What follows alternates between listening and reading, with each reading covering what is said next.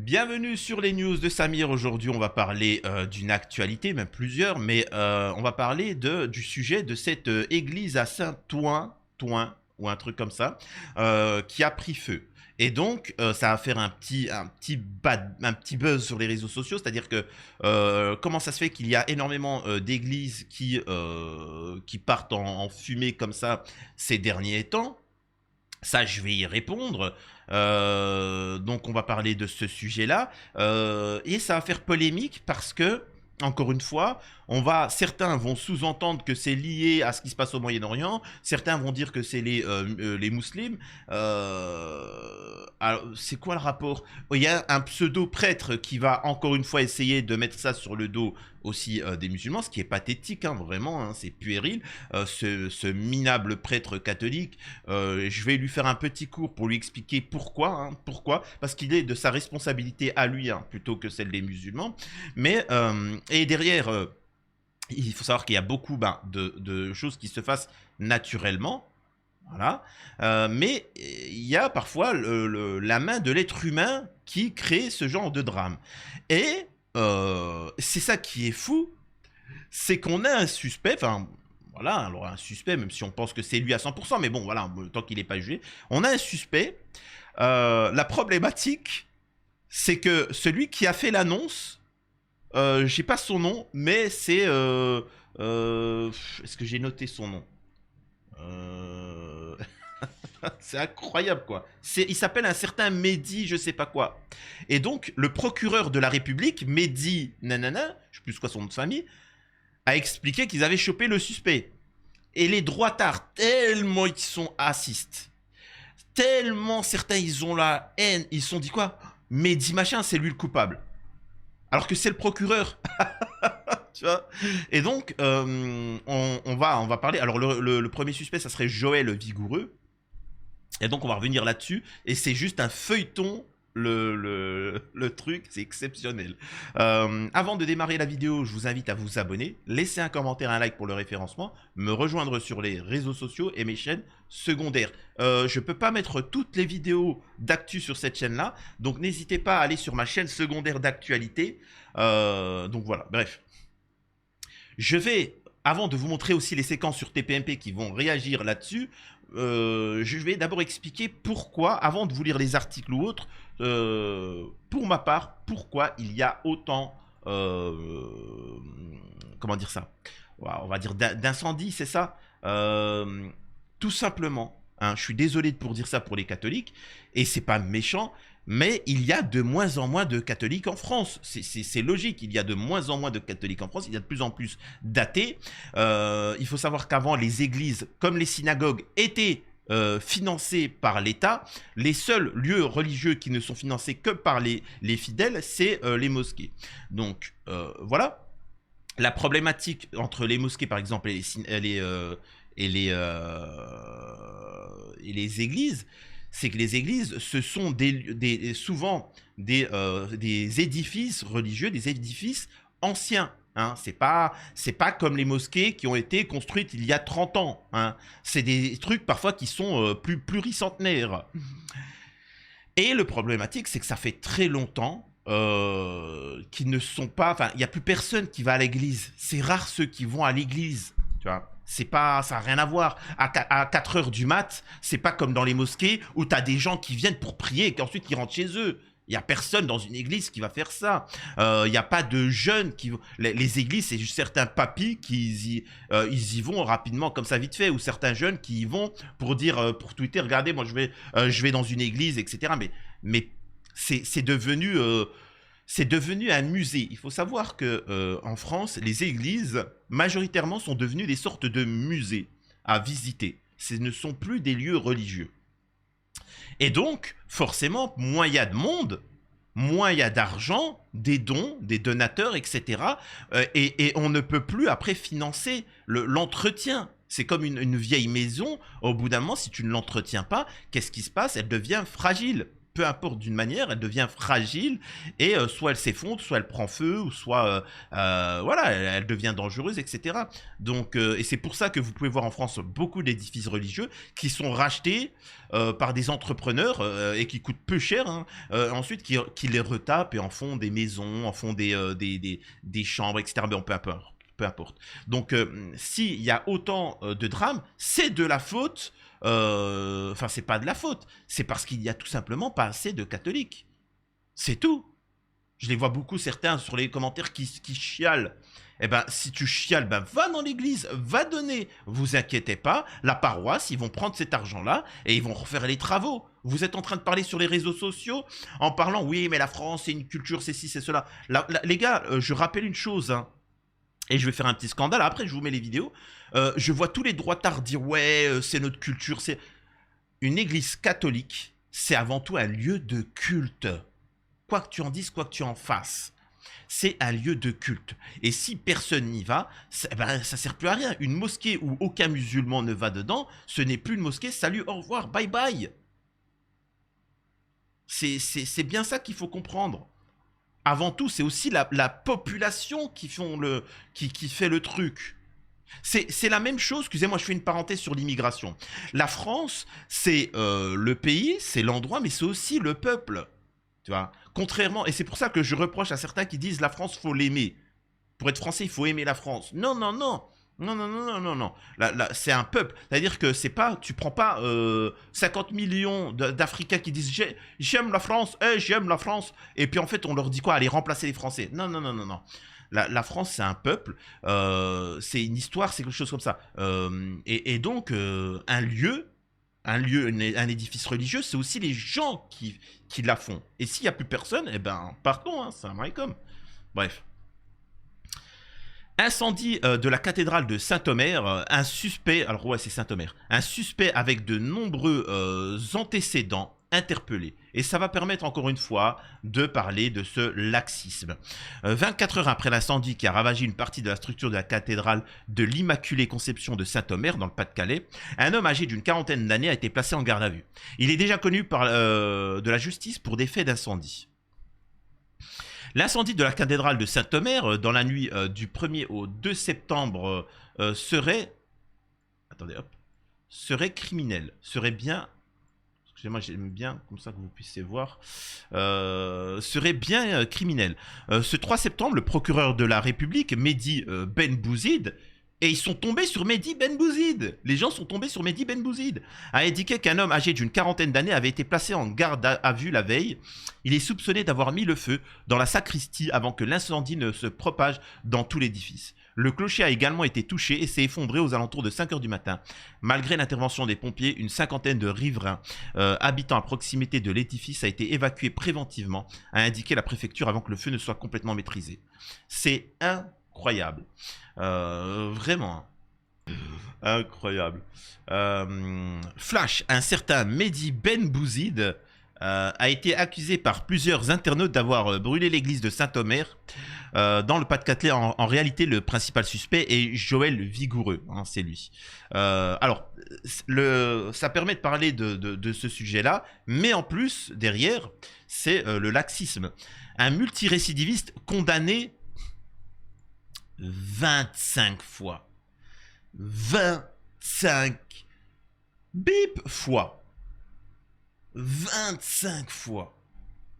Je peux vous assurer que s'il n'avait pas cette gueule-là, je peux vous assurer qu'il aurait été mis hors d'état de nuire depuis fort longtemps, et ça c'est malheureux. Et tant que les Français n'auront pas compris qu'il faut une justice réellement impartiale, mais aussi une justice ferme, et c'est pour ça que je ne suis pas d'accord ni avec des gens de droite ni des gens de gauche. La justice, elle doit être aveugle, mais elle doit taper dans les côtes bien fort, tu vois, et dans les roubignoles, avec une batte de baseball idéalement, tu vois.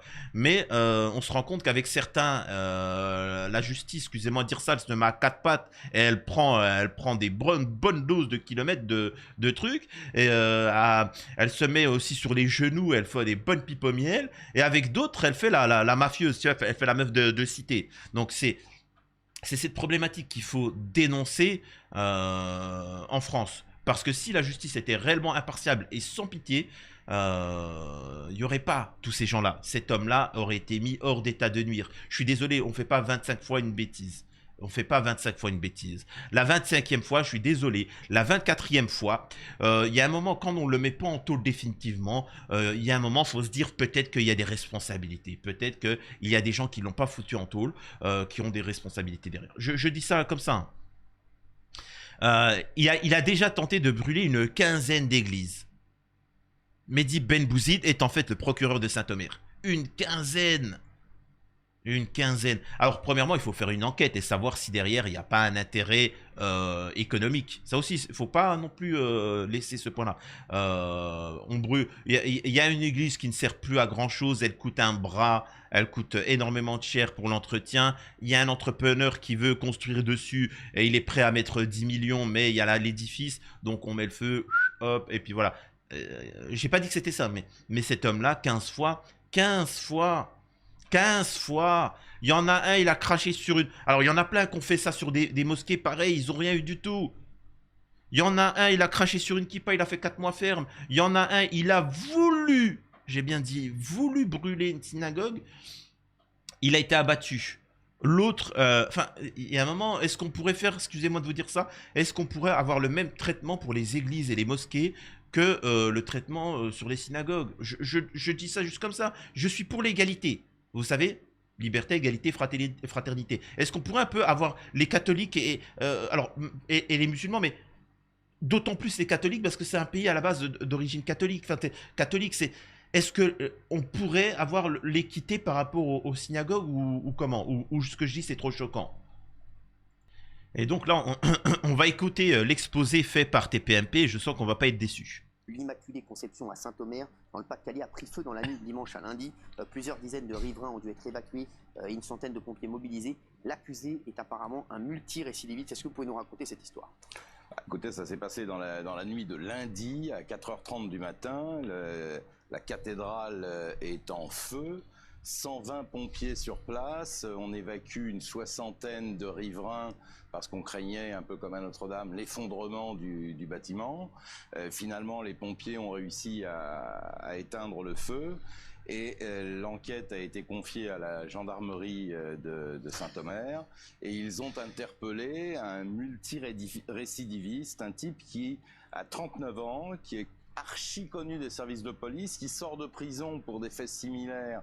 Il avait mis le feu à une église à Boulogne-sur-Mer et il semble, j'ai pas pu vérifier cette information, mais j'ai lu qu'il avait été condamné à 25 reprises et notamment sur 15 églises, lieux de culte qu'il aurait incendiés. Alors, mais comment on peut en arriver à autant de condamnations? Je peux vous assurer que vous, un honnête citoyen, pour des choses futiles, on vous tombe dessus sans pitié. Vous n'arrivez pas à payer une chose, vous avez une dette, vous avez un truc comme ça, la justice, elle est sans pitié. C'est comme ça. Vous êtes... Là, je m'adresse par exemple à tous les commerçants de France. Si vous êtes commerçant, vous avez une petite auto-entreprise ou autre, on est bien d'accord que l'État, quand ils viennent vous contrôler ou vous appeler, on est bien d'accord qu'ils sont comme ça, comme des mafieux. Vous vous sentez comme des criminels, alors qu'ils sont là, au moins, ils sont sans pitié. Tu vois, si tu fais pas ça, vous risquez de ci, cela, machin, etc. Et là, on apprend qu'un mec, 25 fois, il est capable 15 fois, il a brûlé des édifices religieux, 25 fois, il a fait des dingueries, etc. Et le mec, il est en liberté. Non, mais attendez.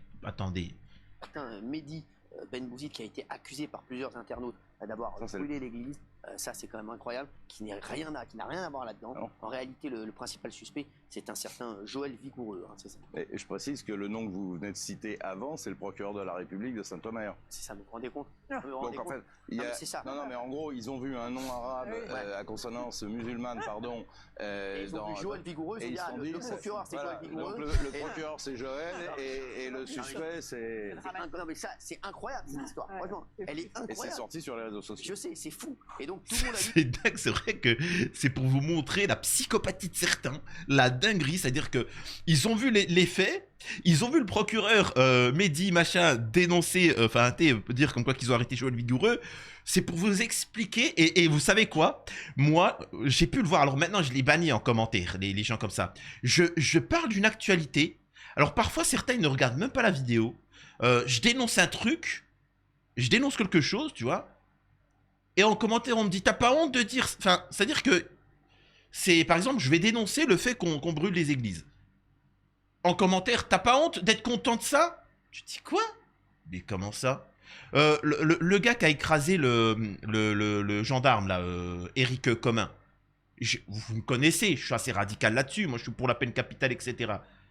En commentaire, t'as pas honte, hein? C'est bien les gens de ta tribu, hein? Tu rigoles de ce qui s'est passé à Commun? Vraiment? Genre, tu as tes... Tu dis, mais t'as regardé la vidéo ou pas? Mais ils s'en foutent en fait. Ces gens-là s'en foutent. Ces gens-là, ils veulent se taper. Ils veulent... Et ça, moi, je vous l'ai toujours dit. Il faut du communautarisme. Il faut éviter la guerre civile. Il faut éviter tout ça. Mais le moment où ça va taper, les gars, ne croyez pas que je vais faire des vidéos pour dire, ah, salut. Non, non. Quand ça tape, ça tape. Tu vois, les gens, ils connaissent pas. Ils sont comme ça, ils parlent. Mais quand ça va taper, tu vois. Et ils sont là comme ça. C'est-à-dire qu'ils ont vu Mehdi, procureur machin. Ils ont vu Joël Vigoureux. Tout de suite, ils ont... C'est une dinguerie, le racisme de certains. Dit que c'était Mehdi, alors que Mehdi, le pauvre, c'est le procureur. Et on dit, ah bah non, Joël, ça doit être le procureur. Mehdi, c'est le mec qui a incendié l'église. Alors c'est un multirécidiviste, comme on a dit. C'est un truc fou. Oui, Gilles Verdet. Oui, moi j'avais vu 8 condamnations pour des faits totalement similaires. C'est-à-dire que c'est un pyromane, c'est quelqu'un qui est attiré par le feu. Il a déjà fait ça, alors 8 fois ou 15 fois déjà condamné. C'est encore une fois, je le dis, mais combien de fois il va le faire? C'est-à-dire que s'il n'est pas condamné là, s'il est encore libre, il va recommencer. C'est un miracle. Il y a 120 sapeurs-pompiers qui sont intervenus. Ils ont sauvé... Sachez une chose, hein. Parce que certains, encore une fois, ils pourraient se méprendre sur moi et la justice.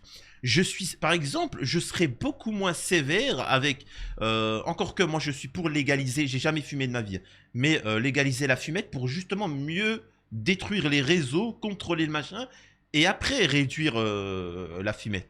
Mais bon, c'est encore un autre délire. Enfin, ce que je veux dire par là, moi personnellement, quelqu'un tu l'arrêtes avec un pétard, tu l'arrêtes 5 fois avec un pétard dans la main, en France, potentiellement, il risque la tôle. Il y a des choses où, ce que je veux dire par là, tu te gares sur une place handicapée ou tu te gares d'une mauvaise manière, même une 50aine de fois, tu ne mérites pas la tôle. Tu reçois des amendes, mais tu ne mérites pas la tôle. Vous voyez ce que je veux dire? Il faut utiliser l'argent comme moyen dissuasif. Là, je suis désolé de dire ça, c'est un miracle qu'il n'y ait pas eu de victimes. C'est un miracle qu'il n'y ait pas eu de victime. Et ça, directement, je suis désolé, ça, c'est dangereux. Une fois, ça doit être sévère, mais quand on voit que le mec, il répète, on va attendre quand?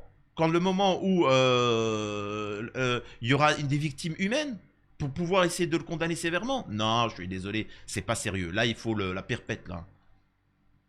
Le mobilier, mais c'est un miracle, il n'y a pas de blessés. C'est un miracle. Il va falloir quoi? C'est pas un miracle? Non, mais il va falloir quoi pour que cet homme ne puisse plus sévir? Qu'est-ce qu'il faudra attendre? Qu'il y a un blessé, qu'il y a un mort? Non, mais ça, il sort de prison, hein. Il sort de prison, il était en prison il y a quelques mois pour des faits similaires. Et donc, ce qui est important de préciser, c'est que les incendies qu'il allume, c'est toujours sur des lieux de culte, oui. C'est principalement des églises. Donc, c'est d'ailleurs une circonstance aggravante dans la qualification de criminel.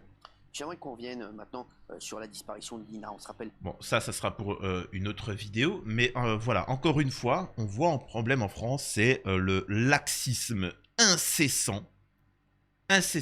Et donc forcément, je suis désolé pour ceux qui viennent m'expliquer que je suis trop dur, que ceci ou cela, on voit que votre justice fait que les gens continuent, se répètent, et ainsi de suite. En tout cas, moi, ce que je comprends, c'est qu'en France, on ne fête pas Noël à l'Élysée, on fête Hanouka. Moi, ce que je sais, c'est que quand un individu avait voulu mettre le feu à une synagogue, il s'est pris des balles, hein, ils l'ont éliminé.